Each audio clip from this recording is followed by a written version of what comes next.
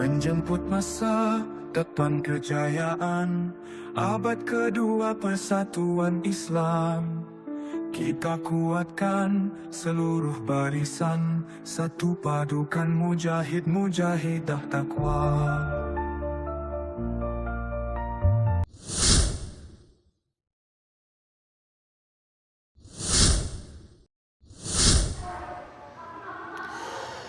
Alhamdulillahirabbil alamin wa bihi nasta'inuhu ala umuri dunya waddin.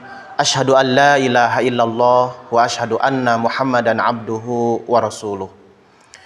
Allahumma shalli ala Muhammad wa ala alihi wa ashabihi wa man tabi'ahum bi ihsan, amma ba'd.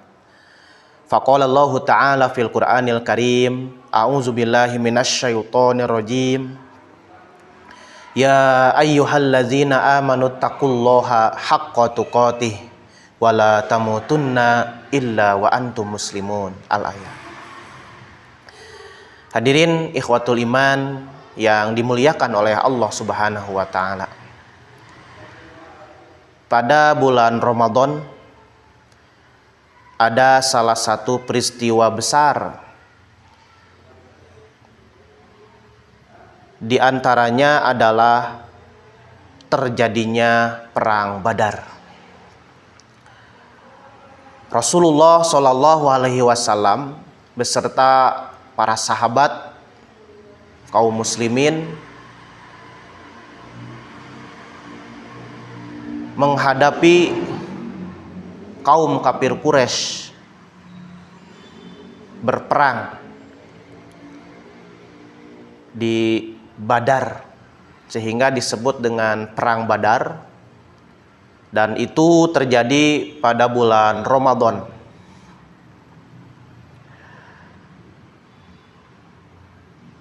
Pasukan kaum kafir Quraisy pada waktu itu berjumlah kurang lebih 1.000 orang, sedangkan Rasulullah dan kaum muslimin itu berjumlah kurang lebih 313 orang. Secara akal dan pemikiran kita, mana mungkin pasukan Rasulullah Shallallahu Alaihi Wasallam yang berjumlah 313 mampu mengalahkan kaum kafir Quraisy yang berjumlah 1.000 orang.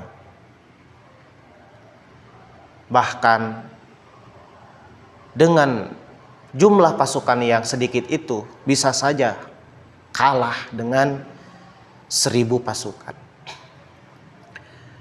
Tetapi hadirin ikhwatul iman yang dimuliakan oleh Allah Subhanahu wa taala,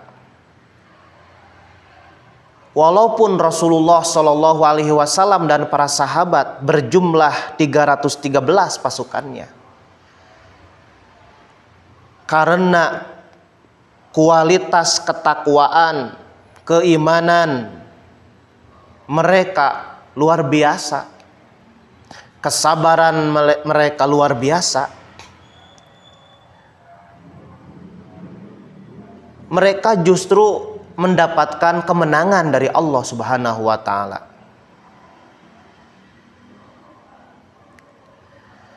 Rasulullah Shallallahu Alaihi Wasallam dan kaum muslimin ditakdirkan oleh Allah bisa memenangkan perang Badar pada waktu itu, bisa mengalahkan kaum kafir Quraisy yang berjumlah 1.000 orang. Ini tidak bisa kita bayangkan. Pasukan Rasulullah yang berjumlah 313 bisa menghancurkan, bisa mengalahkan pasukan kaum kafir Quraisy yang berjumlah 1.000 orang. Ini menunjukkan bahwa Rasulullah Shallallahu Alaihi Wasallam dan para sahabat memiliki kualitas yang luar biasa. Kualitas keimanan dan ketakwaan kepada Allah. Apalagi mereka sedang melaksanakan ibadah saum.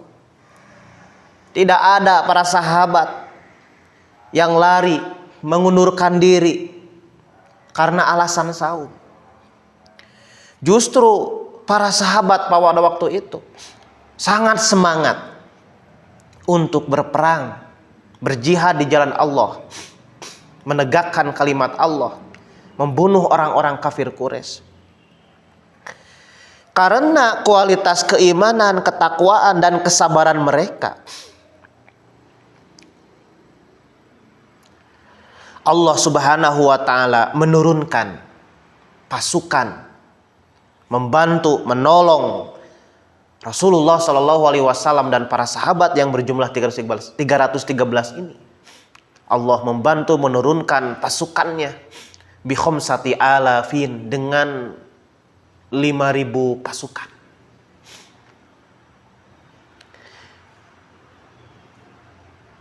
Kenapa Allah menolong, Allah membantu Rasulullah Shallallahu Alaihi Wasallam dan kaum muslimin pada perang Badar? Karena ini menunjukkan Rasulullah dan para sahabat dan kaum muslimin pada waktu itu kualitas ketakwaannya luar biasa, kualitas keimanannya luar biasa, sehingga pertolongan Allah turun membantu kepada Rasulullah, sehingga pada perang Badar itu dimenangkan oleh kaum muslimin, oleh Rasulullah Shallallahu Alaihi Wasallam. Hadirin yang dimuliakan oleh Allah Subhanahu wa Ta'ala, ini menjadi hikmah bagi kita. Ketika kita beriman dan bertakwa kepada Allah, bersabar dengan totalitas kepada Allah Subhanahu wa Ta'ala, maka pasti Allah akan menurunkan pertolongannya kepada kita.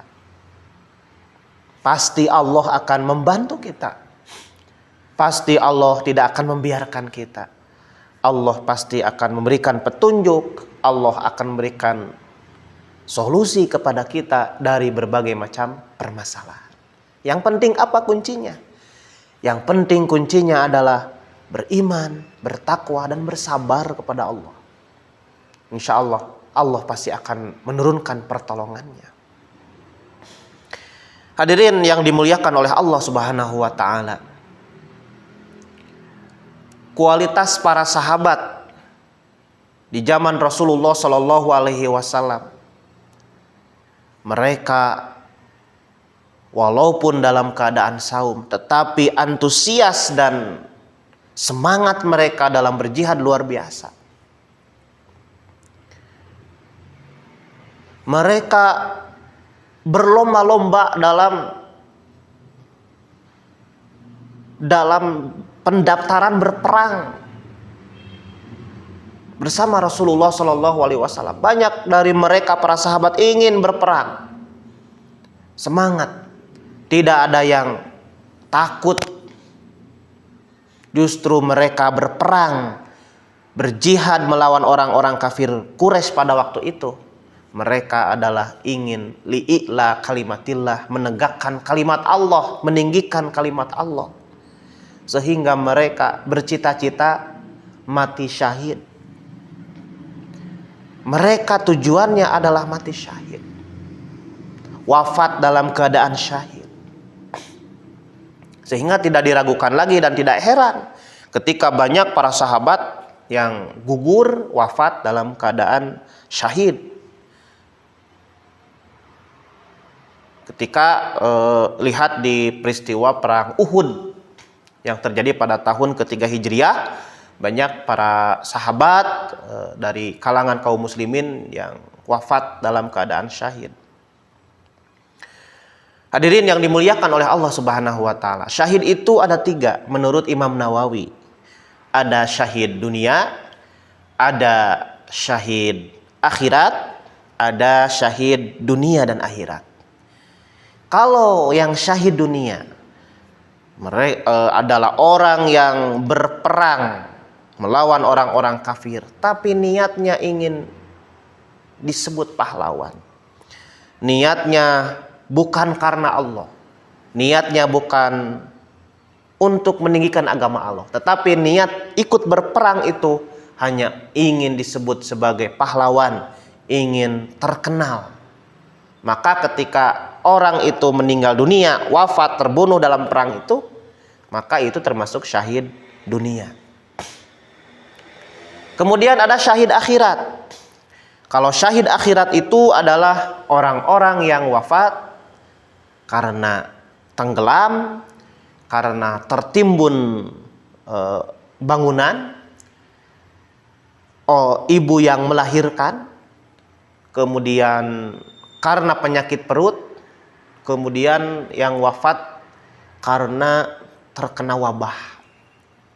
Maka orang-orang yang wafatnya karena hal-hal tersebut itu termasuk syahid. Syahid akhirat, termasuk orang yang meninggal dunia dalam jihad fisabilillah, di jalan Allah, sedang menuntut ilmu, sedang thalabul ilmi, sedang berdakwah, meninggal dunia, maka itu termasuk syahid. Tapi itu kategorinya syahid akhirat. Dan yang ketiga adalah ada syahid dunia akhirat. Nah, ini yang paling unggul. Level yang paling tinggi itu adalah syahid dunia akhirat. Ini adalah yang dilakukan, yang terjadi kepada para sahabat Rasulullah SAW yang berperang, kemudian mereka wafat, meninggal dunia dalam perang itu. Nah, mereka itu mendapatkan kedudukan syuhada, meninggal dalam keadaan syahid. Syahidnya adalah dunia akhirat. Sama seperti saudara-saudara kita di Palestina. Mereka mempertahankan tanah airnya, tanah Palestina, negara Palestina, melawan Yahudi, Israel laknatullah, sehingga mereka meninggal dunia. Maka mereka kategorinya adalah syahid dunia akhirat. Hadirin yang dimuliakan oleh Allah Subhanahu wa taala, maka kita sebagai orang muslim, orang yang beriman kepada Allah dan Rasul, pasti hati kita akan bercita-cita ingin wafat dalam keadaan syahid. Kita dalam hati ada keinginan, ada cita-cita untuk meninggal dalam keadaan syahid. Syahid dunia akhirat, atau minimal kita syahid akhirat. Mudah-mudahan hal ini diijabah dan dikabulkan oleh Allah Subhanahu wa taala, wafat kita dalam keadaan syahid. Mudah-mudahan apa yang bisa saya sampaikan pada kesempatan ini bermanfaat bagi kita semua. Wallahu a'lam bishawab. Rabbana atina fid dunya hasanah wa fil akhirati hasanah wa qina azabannar. Assalamualaikum warahmatullahi wabarakatuh.